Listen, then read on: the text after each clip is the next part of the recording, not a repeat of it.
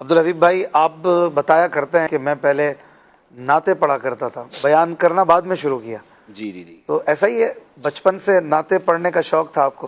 جی بالکل ایسا ہی ہے الحمدللہ. میرا خیال ہے کہ 8-10 سال عمر تھی تو امیر اہل سنت کی بارگاہ میں حاضری کا شرف ملا، اور والد صاحب لے جاتے تھے تو امیر اہل سنت نعت پڑھاتے تھے. تو اس زمانے سے ہی نعت پڑھنے کا شوق تھا. پھر اسکول میں نعتیں پڑھی، دارالعلوم امجدیہ میں جانا ہوا تو وہاں پھر بیانات کا سلسلہ تو بہت بعد میں شروع ہوا. تو ایسا ہی ہے. ایک بھائی پوچھ رہے تھے کہ عبدالحبیب بھائی سے پوچھنا ہے، پہلے دن مدنی چینل پر جب آئے تھے اور آج 15 سال ہو گئے، اس وقت کی فیلنگز اور اب کی فیلنگز میں کیا فرق ہے؟ نہیں، وہ تو بڑی انوکھی فیلنگ تھی، کیونکہ ہم کبھی کیمرے کے سامنے گئے نہیں تھے نا، کبھی بیان ہی نہیں کیا تھا کیمرے کو دیکھ کر. اور میں کئی بار بتا چکا ہوں، ہمارا باقاعدہ آڈیشن ہوا تھا. یعنی نگران شورا نے ہم 2-3 مبلغین کو بلایا تھا، اور چھوٹا سا وہ جو ہمارا فیضان اتار اسٹوڈیو ہے وہاں ایک کیمرہ لگا تھا، ڈیسک لگی تھی زمین پر ہم بیٹھے تھے کیمرے کے سامنے، اور مجھے کہا گیا کہ آپ غالباً فیضان صحابہ سلسلہ تھا تو کچھ پیپرز تھے، کہ اس کو پڑھ کے آپ کیمرے کے سامنے بیان کریں. ہوا یہ کہ اسد مدنی بھائی جو مدنی چینل کے نگران ہیں وہ تھے، اور حافظ حنیف گنج الایمان شریف والے مسجد والے، تو ہم 3 تھے. تو یہ دونوں کیمرے کے پیچھے کھڑے تھے، اور میں جب بیان کروں تو پیچھے وہ کھڑے ہو کے مسکرانے لگے تو مجھے ہنسی آ جائے. کہ یہ کیسا بیان ہے، کوئی نہ سننے والا نہ دیکھنے والا، کیمرے کو دیکھ کے بیان.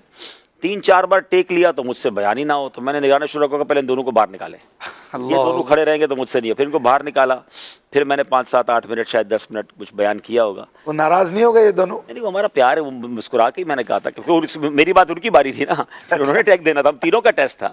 صحیح ہے. تو پھر وہ کہ بس وہیں سے پھر ہمیں اپروو کیا گیا. پھر فیضان صحابہ شروع کیا، پھر فیضان اولیاء ہوا، اور آج الحمدللہ وہ والی کیفیت تو نہیں ہے. کانفیڈنس لیول میں فرق پڑتا ہے اس وقت اور آج کے؟ 100%. Practice makes perfect. آپ کی پریکٹس ہی آپ کو پرفیکٹ کرتی ہے. اور خاص طور پہ مدنی چینل کا ماحول اتنا فرینڈلی ہے، اور اتنا کچھ ہم نے مدنی چینل سے سیکھ لیا. مجھے اچھی طرح یاد ہے کچھ عرصہ پہلے محرم کا ایک بیان، میرا پروگرام تھا، مجھے پی ٹی وی پہ اسٹوڈیو جانا تھا. تو پی ٹی وی پاکستان کا سرکاری ٹی وی ہے، تو وہاں جا کے انہوں نے کہا کہ آپ کو اسٹوڈیو میں آ کے ریکارڈ کرنا ہوگا. تو ہم گئے تو مجھے پہلی بار پتا چلا کہ انہوں نے، میرا 40 منٹ کا کوئی پروگرام تھا، تو انہوں نے کہا کہ آپ ٹینشن نہ لیں، آپ کو جتنے ٹیک لینے ہو لے لیں، اور یہ کیمرہ یہ ہوتا ہے، تو یہ سولو ہوتا ہے، تو یہ ماسٹر ہوتا ہے. تو پھر میں نے ان کو چیزیں بتانا شروع کی، کیونکہ ہماری تو زندگی بھی اس پہ گزر گئی تھی. تو الحمدللہ اشفاق بھائی، آپ بھی جب کرتے ہیں پروگرام تو ایسا ہی ہوا کہ 40 منٹ کا پروگرام تھا، 41 منٹ میں ہم نے ریکارڈ کرا دیا. وہ حیران پریشان ہو گئے کہ یہ آپ کیسے کر لیتے ہیں. تو ہم نے کہا ہم تو مدنی چینل پہ ایسے ہی کرتے ہیں بھائی، ہمارے تو اس طرح نہیں ہوتا کہ کوئی 40 منٹ کا پروگرام 3 گھنٹے میں ریکارڈ ہوتا ہے. میں نے کہا آپ آن کر دیں، بس آپ چھوڑ دیں، آپ بیٹھ جائیں، سارے ہم پورا کر لیں گے جو موضوع تھا ہم نے بیان کرنا تھا. اللہ کی رحمت سے وہ بہت چیزیں کر کے مدنی چینل کی برکت سے سیکھ گئے. اس اعتماد کی کمی کو دور کیسے کریں، یہ بھی اس کے ساتھ سوال تھا، کہ اگر کسی میں کانفیڈنس لیول کی کمی ہے یا انفیریورٹی کمپلیکس، احساس کمتری جسے کہتے ہیں، یہ کیسے دور ہو؟ خاص دیکھیے اس کی الگ الگ جہتیں ہیں. اگر بیان کرنے میں تھوڑا سا آپ جھجک محسوس کرتے ہیں، نعت پڑھنے میں جھجک محسوس کرتے ہیں، تو دعوت اسلامی میں تو میں سمجھتا ہوں بچہ اتنا کانفیڈنٹ ہے بیان اور نعت کرنے میں. اس کی بڑی وجہ ہماری پبلک اپیرنس ہے. لوگوں کو پبلک میں جا کر بات کرنے کا موقع بہت کم ملتا ہے. ہمارا تو مدنی قافلے سے ہی شروع ہو جاتا ہے نا. مدنی قافلے میں تاجر پہلی بار آتا ہے، اس کو ہم درس کروا دیتے ہیں، اس کو کچھ نہیں تو اعلان تو کروا ہی دیتے ہیں، اس کے ٹانگیں کانپ رہی ہوتی ہیں.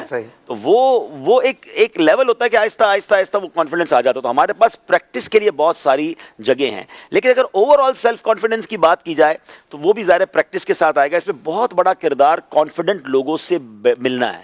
آپ جب کانفیڈنٹ لوگوں سے ملتے ہیں نا اور ان کا کانفیڈنس لیول دیکھتے ہیں، آپ اپنے کانفیڈنس کو بوسٹ کر رہے ہوتے ہیں کہ یار ماشاءاللہ کتنی حوصلہ، کتنی جو ہے نا وہ کانفیڈنس کے ساتھ بات ہو رہی ہے، کتنے اچھے انداز سے بات ہو رہی ہے. تو آپ اگر ایسے لوگوں کے ساتھ رہیں گے جن کا کانفیڈنس لیول ہائی ہے، آپ ڈیفینیٹلی ان سے اثر لیں گے. آپ جن کے ساتھ بیٹھتے ہیں وہ ہمیشہ مایوسی والی باتیں کر رہے ہیں، نہیں یار یہ تو ہو ہی نہیں سکتا، نہیں اتنی مت جانا، یہ مت کرنا، تو آپ کو کھڑے نہیں ہونے دیتے. تو آپ ایسوں کے ساتھ رہیں کہ جو آپ کو کہیں فکر ہی نہ کرو، انشاءاللہ خیر ہے. تو وہ ہمت بڑھانے والے ملتے ہیں تو ہمت جو ہے وہ بڑھ جاتی ہے. میں اپنے کانفیڈنس لیول میں ایک بہت بڑا کردار نگران شورا کا مانتا ہوں. نگران شورا نے فرام دا ڈے ون جو کانفیڈنس ہمیں دیا اور جس طرح ہمت بڑھائی، جس طرح نگران شورا کا ایک انداز ہے، وہ میدان میں چھوڑ دیتے ہیں بغیر بتائی باتوں کا، چھوڑ دیا خود ہی غائب ہو گئے. ہم نے کہا کدھر گئے؟ بولے آپ ہی کر لو. ابے کیسے کر لو بھائی، وہ کر لو گے، ہو جائے گا. تو یہ سمجھ آئی کہ یہ بڑوں کا انداز ہوتا ہے. ہمارے والدین نے بھی یہی کیا، پیر و مرشد آج تک دعوت اسلامی والوں کو حوصلہ ہی تو دے رہے ہیں. تو اگر آپ کو ایسا کوئی مینٹور مل جائے نا، آپ کو کوئی ایسی شخصیت مل جائے جو آپ کی حوصلہ افزائی کرے، آپ کو ہمت دے اور پیچھے سے گائیڈ کرے، پھر آپ بہت آگے جاتے ہیں. آپ بچے بچے کو دیکھیں نا, دعوت اسلامی کا ایک چھوٹا سا مدری منا 5000 لوگوں کے سامنے آپ کو بیان کر کے نعت پڑھ کے سنا دے گا. آپ ایک اربوں پتی آدمی کو کہیں ذرا کھڑے ہو کے 2 منٹ کی بات کر دیں, اس کی آواز نہیں نکلے گی, کیونکہ وہ پریکٹس اتنی ہو گئی ہے ان کو ماشاءاللہ. اور فیئر آف پبلک اپیرنس وہ تو دعوت اسلامی میں شاید لاکھوں لوگوں کا ختم ہو چکا ہے. ایک سوال کیا کسی دوست نے کہ وہ کون سی چیز ہے, پوچھیے گا کہ جس کو کرنے کا دل نہیں کرتا لیکن کرنی پڑتی ہے انہیں. بڑا ہی دلچسپ سوال ہے یہ.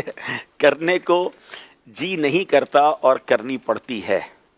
الحمدللہ ثم الحمدللہ, میں کوشش, یا میری زندگی اللہ نے ایسی, اللہ پاک کی رحمت سے ہے کہ مجھے کسی ایسی چیز کو جس کو دل نہیں چاہتا کرنے کا دل میرا کرتا نہیں ہوں. اچھا, الحمدللہ کوشش کرتا ہوں کہ کام وہی کروں جو دل سے کروں, دل سے اور مزے سے کروں. اللہ کی رحمت سے کوئی ایسا پریشر نہیں ہے. یہ بیچارے کچھ لوگ ہوتے ہیں جن پر کچھ چیزوں کی مجبوریاں ہوتی ہیں جو انہوں نے کرنی پڑتی ہے. تو اللہ کی رحمت سے ایسا کوئی کام تو نہیں ہے کہ جس کا دل نہ کرتا ہو اور وہ کرنا بھی پڑتا. کوئی ایسی جاب ہے, کوئی ایسا کاروبار ہے جو جی نہیں چاہتا نا, کام وہ کرے جس کا جی چاہتا ہے. کیونکہ جب پروفیشن اور پیشن ملتا ہے نا تو پرفیکشن آ جاتی ہے. Perfection. آپ کی جب 2 چیزیں ساتھ مل گئی کہ یار مجھے مزہ بھی آ رہا ہے اور میرا کام بھی یہی ہے, پھر آپ دیکھیں کدھر جائیں. یہ اللہ کی نعمت بھی ہے. ہاں, یہ اللہ کی بہت بڑی نعمت ہے کہ جس کا جو شوق ہو اس کو وہ کام مل جائے. اب میں اللہ پاک کی رحمت سے مثال دیتا ہوں. میرا بچپن سے شوق سفر کا تھا. اچھا. میں نے بہت ٹریول کیا دعوت اسلامی کے ماحول کی ذمہ داری سے بھی پہلے. میں نے تقریباً ساری دنیا اس سے پہلے بھی دیکھ لی تھی, مگر مجھے دعوت اسلامی میں ذمہ داری وہی مل گئی. تو اور تو آسان ہو گیا نا کہ آپ کو شوق بھی تھا, آپ کا پیشن بھی تھا, کام ذمہ داری سفر کرنے کی. ہاں, میں بیرون ملک کا ذمہ دار مجھے بنا دیا آپ نے. تو سال میں 25-30 ملک کو تو ویسے ہی جانا پڑتا ہے. تو 25-30 ملک ویسے ہی سفر ہو جاتا ہے. پھر پاکستان میں کافی ٹریول ہوتا ہے. تو ٹریول میرے لیے الحمدللہ بار نہیں ہے. مجھے ٹریول تھکاتا کم ہے, شاید مجھے فریش زیادہ کرتا ہے. ماشاءاللہ. تو یہ بات وہی نا کہ کچھ لوگوں کو ٹریول تھکاتا ہے. تو الحمدللہ ثم الحمدللہ, اللہ پاک زوال نعمت سے بچائے کہ اللہ پاک ایسے ہمیں کام دے دے جو ہمیں پسند بھی ہوں, ثواب والے بھی ہوں, اور ہمیں کام کرنے کا موقع بھی ملے.